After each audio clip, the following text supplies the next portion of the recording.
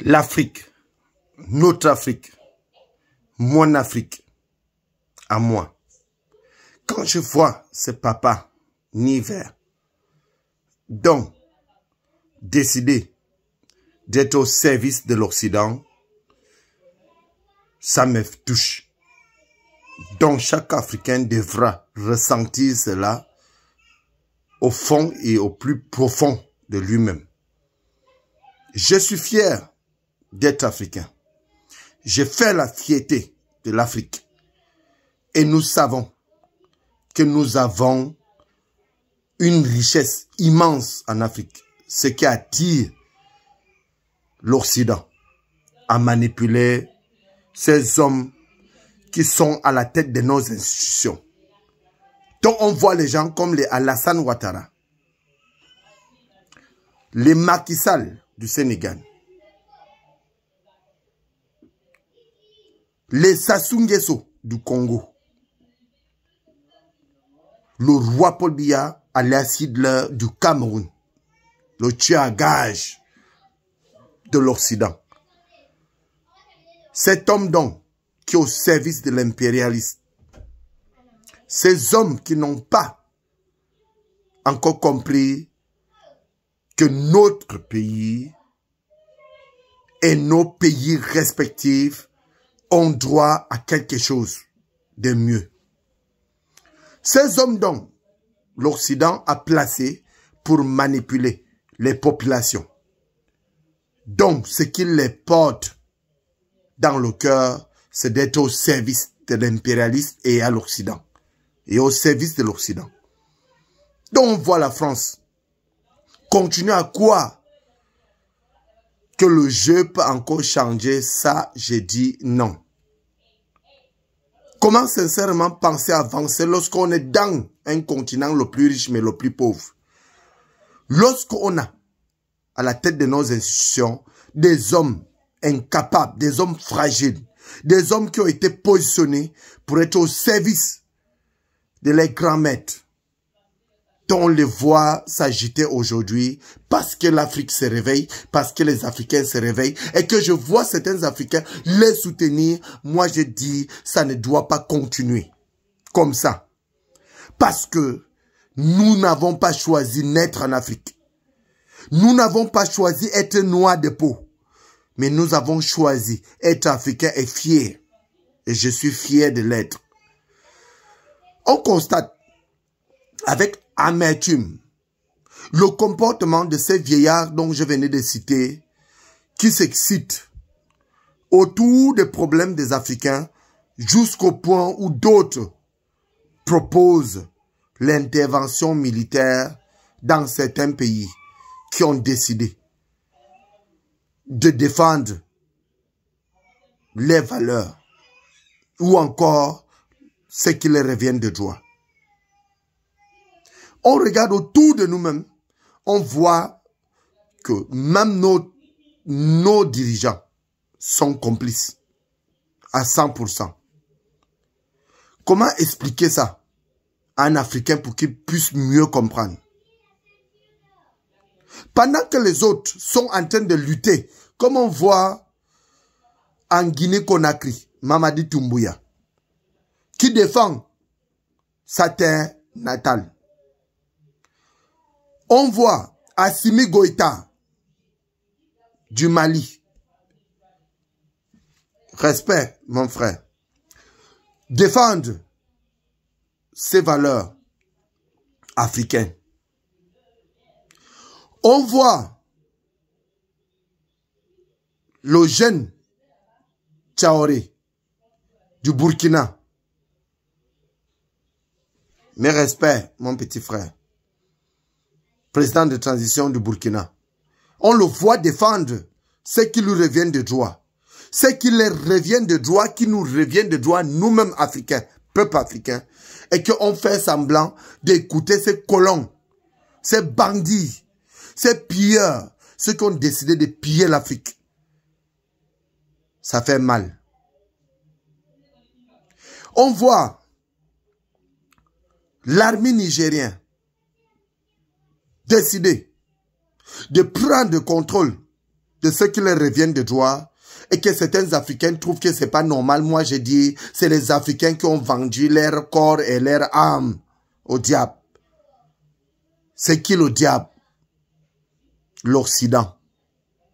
Parce qu'on ne connaît pas ce que ces papas Niver là continuent à penser jusqu'à ce niveau où ils pensent qu'ils peuvent déstabiliser l'Afrique en remettant toujours ce qui nous revient de droit à l'Occident. C'est un discours fasciste. Ce sont des propos réels dont le peuple africain n'accepte pas et les Africains n'arrivent pas à écouter. Ils n'arrivent pas à se sensibiliser, n'arrivent pas à comprendre que ça suffit avec l'Occident. Tel que la France. Comme on voit toujours ces petits pauvres cons qui est à la tête des institutions françaises. Emmanuel Macron, dont d'autres appellent Emmanuel Macron. Ces sorciers, ce démon, ces hommes sans valeur, ces hommes sans direction, ces hommes qui ne pensent qu'à leur propre intérêt égoïste.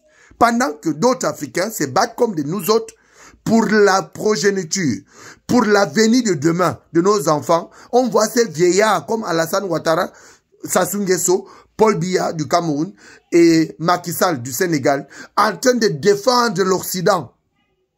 Cependant, nous voulons être libres, nous voulons vivre dans notre continent selon nos valeurs et selon ce qui nous revient de droit. On constate que ces hommes ne sont pas avec nous. Ils sont avec l'Occident. Ils sont avec l'impérialiste. Ils sont là pour détruire les populations. Et qu'ils sont là pour rendre compte à les grands maîtres de la France. Et que nous, on dénonce cela. On décide de dire ça suffit, nous ne voulons plus. Et que la plupart de jeunes Africains qui ont pris les choses en main, comme ceux dont je venais de citer, Mamadou Doumbouya, Assimi Goïta du Mali, Traoré du Burkina et nos frères du Niger qui gèrent la transition actuelle au Niger et qu'eux décident que la France doit s'écarter de nos affaires et qu'on pense en tant qu'Africains qu'on peut continuer à compter sous cette même Français ou encore sous cette même France.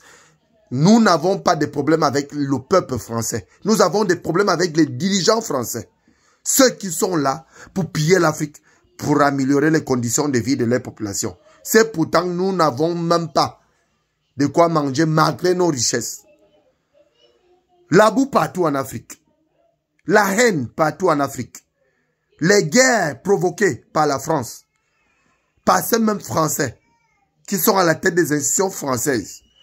Et qu'aujourd'hui, Ramon Kota, I love my Cameroun, doit mourir parce que j'aime ma patrie, parce que je dénonce ce que le roi Paul Biya Alia Sidler fait comme service, qui rend comme service à la France, et que le peuple souffre et le peuple crève et il meurt de faim, et qu'on dit je dois mourir. J'avais déjà choisi ma manière de mourir avant de m'imposer à cette monarchie que nous vivons dans notre pays. Comment est-ce que les Africains n'arrivent pas à comprendre qu'il n'y a pas un autre langage à part le langage dont je parle? Qu'on constate que quelqu'un va dire il est intellectuel parce qu'il parle la langue d'autrui. Sa propre langue, il n'arrive pas à parler. Si on décide d'apprendre à parler français à nos enfants, c'est parce que cette manipulation depuis plus de 70 ans avait été mise en place pour cela. Donc nous avons échoué, certains de nous, et certains parmi nous ont échoué dans les écoles parce que on les apprenait certaines matières. Donc quand on parle de France, français, et on parle de Gaulle à l'école, on ne parle pas de nos forêts, on ne parle pas de nos richesses, parce qu'on ne veut pas nous apprendre ce qui est vrai, ce que nous avons appris seuls. Parce que le temps, seul le temps, reste le maître de ce qui se passe. Et qu'aujourd'hui, on nous dit, j'ai échoué à l'école hier parce que j'apprenais à parler français. La France n'est pas mon pays. Le français n'est pas ma langue. J'ai une langue maternelle. J'ai une langue paternelle. C'est de ça qu'il est question. Alors, chers Africains, nous n'avons pas besoin d'apprendre la langue des autres pour devenir quoi que ce soit. Mais nous voulons que cela nous libère, qu'ils sachent que nous n'avons plus besoin d'eux et que nous devrons voler de nous-mêmes, de nos propres ailes. Parce que nous avons déjà compris ce qui se passe depuis les 70 ans d'exploitation. Depuis les 70 ans de pillage. Depuis les 70 ans des massacres en Afrique, depuis les 70 ans dont nos peuples crevent de faim et que nous n'avons pas vraiment de quoi manger dans nos familles, dans nos maisons et dans nos pays respectifs et que ces mêmes Français continuent à payer les chômeurs chez eux avec notre argent, ça là, je dis non. Peuple africain, réveillons-nous bien, lèvons-nous. Évitons de penser parce que j'entends les autres m'écrire, d'autres m'appellent, je travaille en France. Tu travailles en France, c'est pour toi et ta famille. Nous sommes en Afrique, chez nous, nous n'avons pas besoin de Français pour avancer. Base militaire français, partout dans l'Afrique. Que font ces militaires français dans nos pays respectifs? À part violer, voler, piller, donner les armes aux rebelles pour continuer à combattre nos compatriotes, nos frères militaires, nos braves frères qui veillent sous nous. Donc j'ai toujours veillé sur les autres. Peuple africain, nous n'avons plus besoin de cela. Il est temps pour nous de nous réveiller. Comprenons-nous bien. Il est temps pour nous de nous réveiller. Nous n'avons plus besoin de Français sur le sol africain pour avancer. Parce que notre Afrique est à nous et nous devrons le contrôler et accepter que nous sommes Africains et fiers de l'être et que nous devrons vraiment veiller à ce que les choses changent telles que nous le disons. Alors je profite à rappeler à tous les Africains et toutes les Africaines que peu importe où on se trouve dans le monde, on a le choix. Le choix qui a été fait, c'est mon Afrique que j'ai fait. Respectez mes frères et sœurs africains. Respectez ceux qui sont sous le sol africain. Et respectez ceux qui nous reviennent de droit. Et non ceux qui quittent de chez nous pour aller nourrir l'Occident. Parce que l'Afrique, nous, les panafricains, on en a marre. On en a marre, je répète. Quant au président français, je m'adresse encore spécialement à lui. Il faut qu'il sache que c'est un combat du siècle et que l'Afrique s'est réveillée pour lutter contre l'impérialisme et que l'Afrique s'est réveillée pour représenter ses valeurs culturelles, financières et constitutionnelles. Nous ne voulons plus les présidents imposés. Nous ne voulons plus que la France s'occupe de ce qui revient ou encore ce qui concerne les Africains. Que la France s'occupe des choses des Européens parce que nous ne sommes pas dans un continent européen. En bon entendeur, salut. Avec tout le respect que je dois aux Africains, à mes frères et sœurs africains, je demande et je recommande à ce que chacun puisse mettre ça dans sa tête et qu'il puisse partager ce message pour que d'autres puissent comprendre de quoi il est question. Je vous remercie.